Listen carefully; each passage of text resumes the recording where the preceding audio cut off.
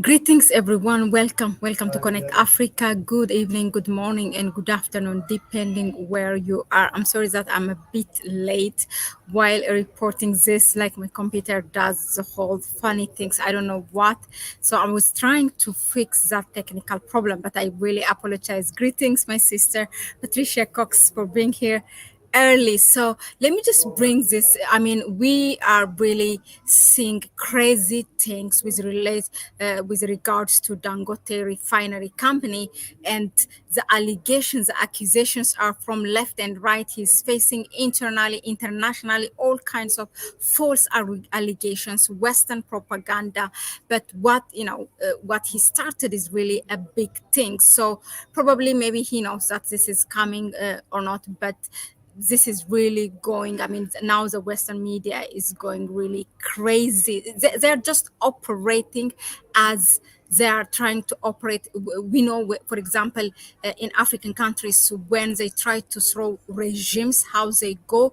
All media, academicians, governments, they come all together and attack that heads of state in Africa, when that heads of state or when that leader is not obeying to the Western rules and regulation, or what those governments are, asking him or her to do. Now, this is the same thing what's happening to Aliko Dangote. Now, Reuters today has came out and actually put this news. Okay, I'm sorry for all the noise background. These days it's just all crazy.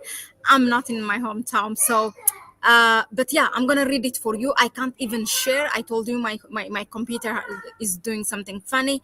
So this is the news that came out today. Nigeria's major Dangote oil refinery is reselling cargoes of US and Nigerian crude for so they are saying that Dangote is reselling the crude oil that it imported from the United States. Remember that we told you, or we analyzed, that Dangote is importing crude oil because it's his own country. Nigeria has some of is rich in crude oil. It has the best, the finest crude oil, but they have denied him. So he's forced to import it from the US and Brazil, and currently he's also sourcing out from the East, from African countries. Now, they are saying that imported crude oil is resold, and they say that they do not disclose the names. But what Reuters is saying is that they got this news. Four trade sources familiar with the matter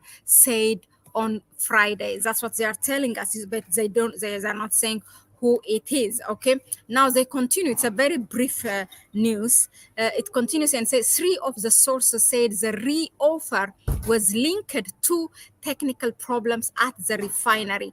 A Dangote executive asked about the offers and talk in the market that the refinery is having operational issues affecting the crude distillation unit, said the CDU is in operation. Now, basically, what they are saying is that Dangote is reselling what he imported, the crude oil, due to technical problem or operation problem in the Dangote refinery company. Okay, I mean, this is something unthinkable, unimaginable even. I mean, they don't know what to do. This Western media now, all the West, the oil cart, this oil cartels, internationally, internally, and locally, are going crazy. They know what kind of business is going to take away this man in a way that will benefit Africans, and they don't want. What sustains them is actually lootings from the poor African people. So they are acting like a mad dog. They are all out. Governments are attacking him. His own government, Nigeria's government, is attacking him. Now, with the Western media is attacking him. This is for the first time. It's Reuters now. After Reuters, CNBC also has copy pasted that news. Now you will see it. BBC, Al Jazeera, even the so-called, we are kind of in the middle, First Post will also all of them, you will see them now copy pasting it and distributing this false propaganda. Now the fact that we are coming here and giving you this immediately is that so that this is a false propaganda. This is exactly how they act when they try to throw African regimes from their place. First the media attack it, they demonize that person, and then if that's not working, it's still, if the people of that government are still supporting it, then what they do is they come with allegations that, for example, on the for heads of states or for leaders, what happens is they accuse them through genocide if there is any kind of war or conflict in the country, or they will weaponize the rebels in their country so that that government is thrown away immediately. Now this is exactly, they want to take away Dangote. As Kwame told you this morning, what they wanted is the best tool. First, what they have taught is that actually to deny him the source, meaning if he don't get crude oil, then he cannot refine no oil, right? So they denied him that crude oil. It's a crude oil that his own country produces, for God's sakes, the best, the finest one. And then the richest one as well. They produce millions of, close to like 1 point, currently Nigeria's capacity, according to OPEC, what is it, OPEC, right, is about 1.7 million barrel per day, and they have denied that to Dangote. Look at him. And then he was able to import that from the US and Brazil. Now they see that his capacity, and he's even trying to get that from the African country. Now their business is gonna go down, and all their secret is coming out.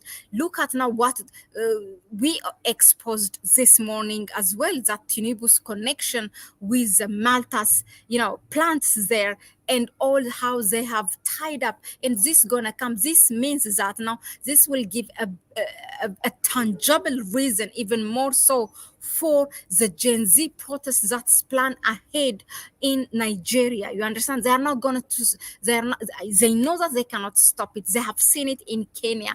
A huge thing is coming up. No one is now, from now on, folding hand and, gonna see when our own governments are looting from us, when they add prices, taxes on the basic consumption, on our daily consumption. So they knew what's going to come. So what they can do is now to attack this man from left and right, up and bottom, as much as possible to take him out. If something happens to Aliko Dangote, do not be surprised, but do what you can, in whatever way you can, before that happens, and we all come here and talk about it, this and that. At least we inform, and you have seen so many things happen for such people, and he knows exactly. For me, Dangote, I see him like Ibrahim Traore. Ibrahim Traore, he knows Thomas Sankara at what age he was taken. He's racing against time. He is trying to do everything and lay the foundation as much as possible before something happens to him, because these people, they use our own people. We all, as I always say, we all have been taking part in our own demise. Any Pan-African leader or Pan-African man, or who was leading a movement like Steve Biko and others, and also the leaders like who was leading the independent struggles like Thomas Sankara or Patrice Lumumba or any other, or Steve Biko, they all are taken in a very early age. So now for Dangote, he has been doing his business. As he said, he's 67. Soon he will be 70, and he might not be in the business meaning as a front guy, but he knows that, for me, he don't want to go to his grave whenever that is, with all these things that he knows. He said, I have been through hell, he said, and he repeated it. When I say I have been through hell, I have been through hell. And exactly, he knows. Perhaps he will write a book and he will let us know what that means. But for now, he told us at 3 different events, starting from April, this man is spitting a fire. This man is spitting, like exposing as much as he can. He said, you know, how these oil cartels or the oil mafia has prevented him the existence of his refinery company. And then he told us his problem that he has with movements, how that means his own government is not supporting him because he has to apply for each African country that he's going. You know, in 17 countries this man has his plant, I mean his factory, his cement and fertilizer company, but he still has to apply for a visa. So he is really throwing those informations in front of us. So it's up to us whether we have a platform or we have, you know, we can write or whatever, or sharing information. It's for us to be, at least be informed. Okay, do not just consume. Now me and myself and Kwame will analyze this in a wider sense, so in the next few hours. But until then, at least we want to tell you this is what's happening, and be prepared and know that. Now when news happens, you know, some things we Africans, including myself, we take them for granted, and we don't even say who is this and who is that. We just consume it. Now, if you just do a little bit of research, you will see who Reuters is, you will see who CNN is, who BBC is, by who they are owned, who funds them, this and that. We have to do our own research. Now, before I close up, I want to, I think I forgot to share what Dangote's CEO, not really Aliko Dangote himself, but someone from his company has responded for this allegation by or false propaganda from Reuters. Okay, let me just read that for you. As I told you, I'm sorry, my computer is not allowing me, so I cannot share that with you. So, but I'm gonna read it. Look, it's written July 27th, today. Our attention has been drawn to a misleading report suggesting that our refinery's crude distillation unit, or CDU, is experiencing issues and that we are reselling crude oil. We categorically deny these claims. The Dangote refinery is not authorized to sell crude oil purchased from Nigeria, and our CDU, meaning our refinery crude distillation unit, is fully operational and functioning optimally. We advise the public to disregard these false narratives, which are likely driven by interests opposed to the local refining of fuels. So this one is written by Anthony Chienjina, Group Chief Branding and Communication Officer. Okay, so now you know. I'm told already CNBC has copy pasted that news, and you will see that in their page. Now Al Jazeera, CNN, BBC, all of them, you name it, France 24, RFI, all of them will, even the so-called Indian media, the first post or Wyon, you will see them talking about this and saying the same thing. And you, if you happen to go to that news and listen, you know, or I don't know if you are tuned or subscribed, go ahead, and when they post it, tell them that this is a false propaganda, that you are now aware and awakened. You are not going to accept, you are not any more consumer of this propaganda. So at least you can do that. Thank you very much for tuning in. I think I should end it here. Yeah. What we say, perhaps it makes, okay, Dejuma Tariq Osie, perhaps it makes sense why Buhari initially supported his VP Oshibanjo as a presidential candidate. Perhaps, yeah, we don't know. Peace and blessings. Okay, thank you, Tariq. Same to you.